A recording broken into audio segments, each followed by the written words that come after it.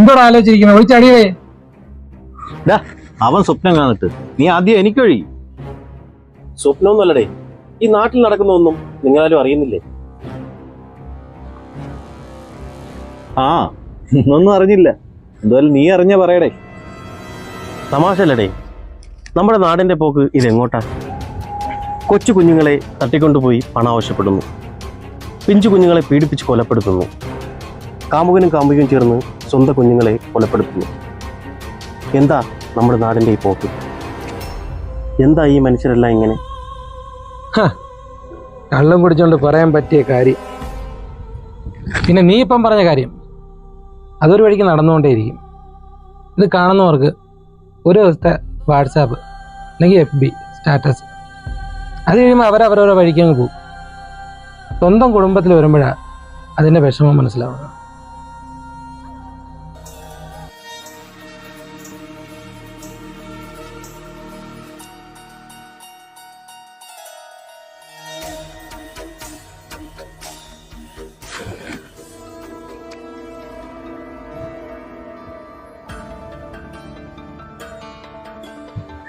ആ സുരേഷണ്ണ, എന്നാ വാ ഇരിക്ക്, ഒരെണ്ണം അടിച്ചിട്ട് പോവാ.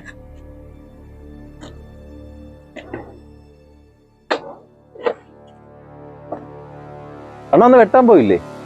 എന്തൊന്ന് നേരത്തെ വന്ന? പോയടേ, കുറച്ച് ദിവസം കൊണ്ട് എല്ലാ മരം വെട്ടാൻ പറ്റുന്നില്ല. എന്താണ്, പന്നി ശല്യം വല്ലതും ഉണ്ടോ? അതൊന്നും അല്ലടേ, നമ്മുടെ ചെമ്പപ്പാറയില്ലേ, അതിൻ്റെ അടിവാരത്ത് വെട്ടുമ്പോൾ കുറച്ചേ ദിവസം കൊണ്ട് ഒരു പെൺകുട്ടിയുടെ നിലവിളിയും ഒച്ചപ്പാടും ബഹളവുമാണ്. പിന്നീട് അവിടെ നിൽക്കില്ല, തിരിച്ചു വരും. ഇത് നിങ്ങളടുത്തൊക്കെ പറഞ്ഞാൽ നിങ്ങൾ കളിയാക്കും, നാണം കെടുത്തും. അതുകൊണ്ടാണ് നിങ്ങളടുത്ത് പറയായിരുന്നത്. നിങ്ങൾക്ക് അതൊക്കെ തോന്നും. അവിടെ ആര് കിടന്ന് കരയാനാ, ചുമ്മാ ഓരോന്ന് പറയാനായിട്ട്. ഓ, എങ്കിൽ പിന്നെ നീ രാത്രി ഇപ്പോൾ അവിടെ കരച്ചിലും നിലവിളിയൊക്കെ ഉണ്ടാകുന്ന നോക്കിയിട്ട് വാ. ഫോണുണ്ടെങ്കിൽ ഒരു വീഡിയോ കൂടെ എടുത്തോ. ആ, അത് തന്നെ. അപ്പൊ സുരേഷന്റെ പേടിയും മാറുമല്ലേ? പിന്നെ ആക്കുന്ന എന്തിനാ? ഇന്ന് തന്നെ പോവാം. എനിക്കാരെയും പേടിയില്ല. പേടിക്കണം അത് ഈ നാട്ടിലെ മനുഷ്യരെ. വേണ്ട, അവിടെ എന്തൊക്കെ കുഴപ്പങ്ങളുണ്ട്. ഒന്ന് പോണ, എന്തായാലും ഞാൻ അവിടെ പോകും. എന്താണ് അവിടെ നടക്കുന്നതെന്ന് അറിയണമല്ലോ, ഓരോരോ അന്ധവിശ്വാസങ്ങൾ. അപ്പൊ ശരി, ഞാൻ നാളെ രാവിലെ വന്നിട്ട് കാണാം. എന്തായാലും ഒരു ഫുള്ളെടുത്ത് വെച്ചേക്ക്.